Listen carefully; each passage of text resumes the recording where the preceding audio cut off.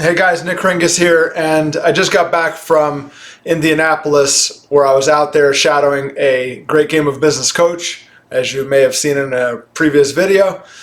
And there was a powerful exercise called the Path to Critical Number exercise, which I thought would be helpful for any business owner or leadership team to go through to find out what the one thing that the company should be focused on is. It uncovers a lot of issues that, or at least perceived issues, and it also starts discussions around the threats, opportunities, strengths, and weaknesses of any company. So that was one thing that I took away, was watching him go through this exercise, the Path to the Critical Number exercise. He does it in a little bit different way than I did it when I was rolling it out at our agency. And after that, just a thought that I had while he was doing this exercise, and all these issues that were coming up from this exercise gave me a thought, and I turned to Kevin and I said something to him, and I'll share that with you. And then it reminded me of why one is the worst number in business, and so a few stories around that. So let's jump right into the actual exercise, the Path to the Critical Number exercise. So this is basically us looking for the one issue or opportunity or weakness that if we focused on and solved for, would have the biggest impact on the rest of the company. It's like the one big domino that if you knocked over, everything else would kind of be solved by default. So what we do is we go through 4 areas with the design team, and we ask for, or Kevin asked for, I didn't do it this way, but he does it in a very special way. He does a SWOT analysis on each and every one of these 4 categories.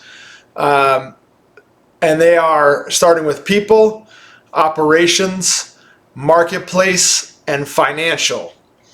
So people, operations, marketplace, and financial.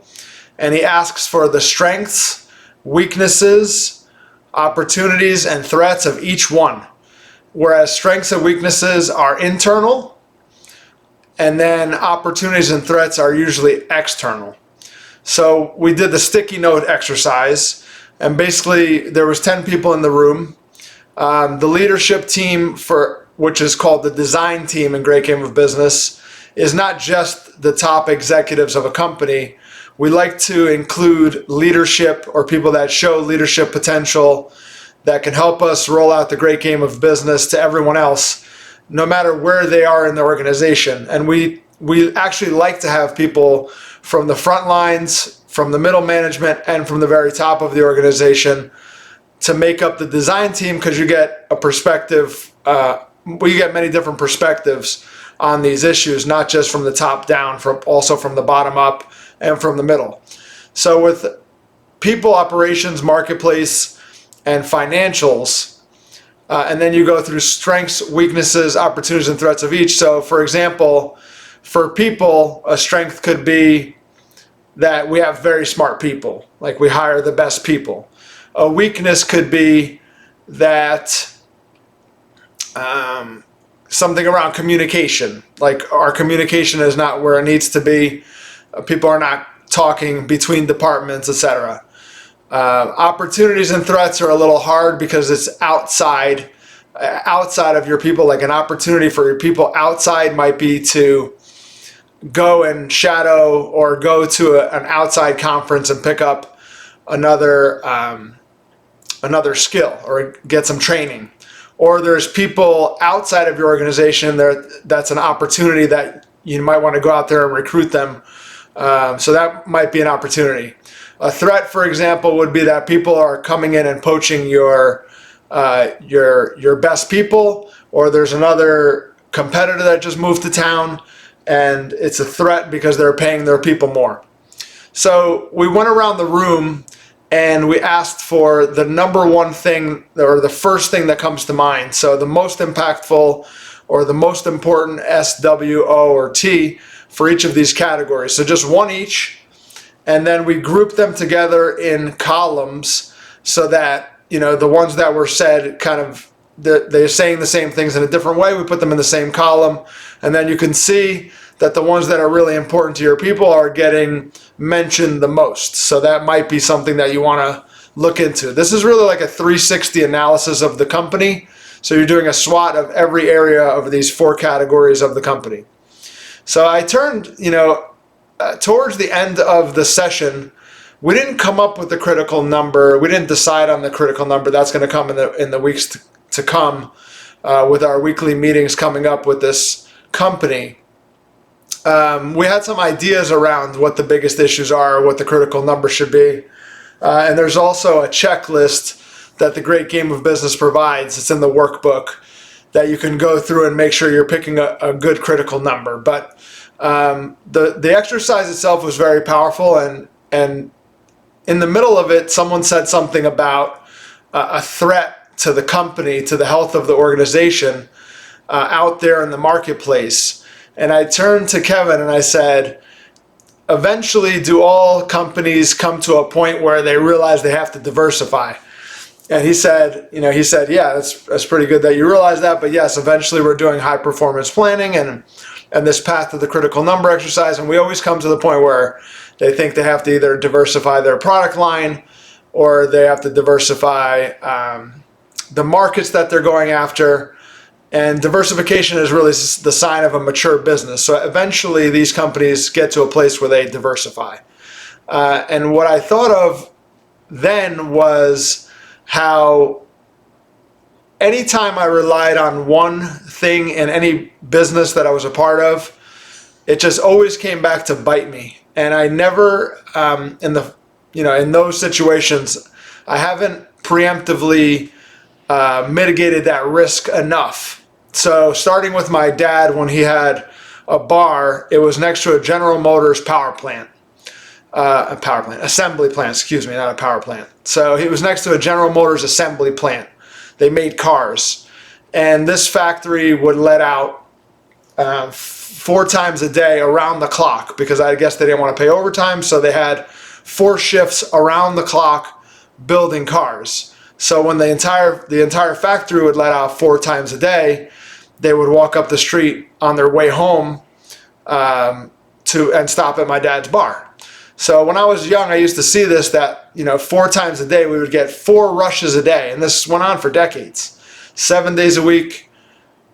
I think 365 days a year. For definitely 7 days a week, the plant would let out 4 shifts, and the bar would be absolutely mobbed. Where for decades we relied on 90% of the bar's business came from this one client source.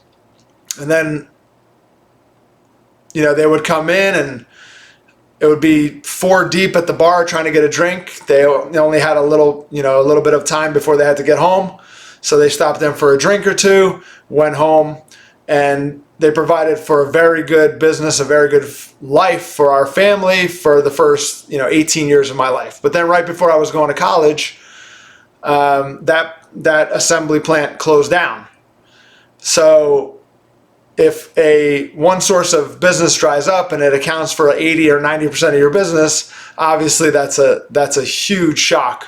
So the bar didn't last very much longer without that client source. Just was too much of a hit to overcome. The other one was when we were growing our agency, my partner was the only one selling. He was out there selling. He was doing a great job. But when he wanted to take a step back and hire other salespeople, because we knew we can only grow so big, we can only get so far with him being the sole salesperson. So at that time, we tried to bring in new salespeople. It never really worked out. For one reason or another, these salespeople weren't doing as well as he was doing.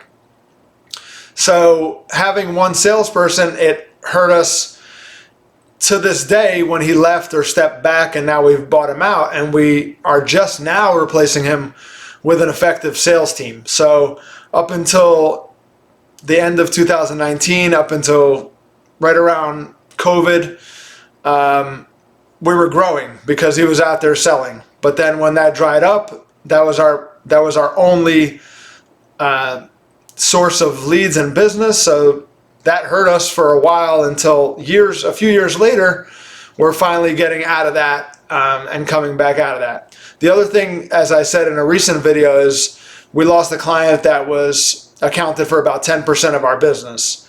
And one client that accounts for 10% of the business is fine.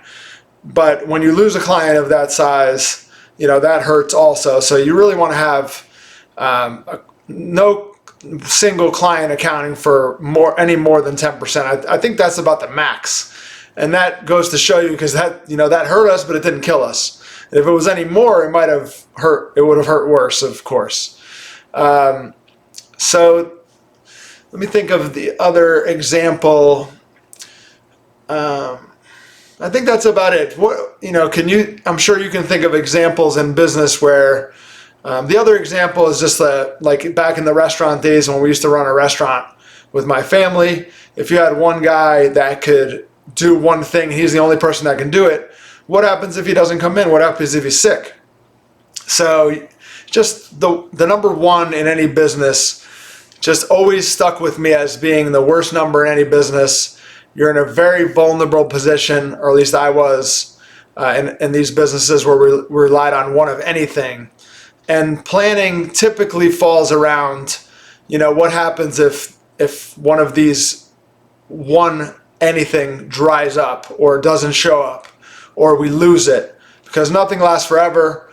So eventually you're either going to have to plan for it so that you're prepared, or you'll have these crises every once in a while that you have to get through. It's kind of up to you if you want to prepare for it and it won't hurt you that bad, or if you want to be blindsided by it and let it kind of hurt you for the time being until you get through it. Hopefully you get through it. But it will happen. It will happen if you're relying on one thing. I've learned that it will happen that thing dries up, and you better have a backup or a plan to replace that thing as quickly as possible. All right, so that was just a couple of stories that I thought of after watching Kevin, the coach that I was shadowing out in Indianapolis, do the SWOT analysis for the Path to Critical Number exercise. Remember, people support what they help create. If you have any questions or comments, don't hesitate to reach out. Thank you for watching.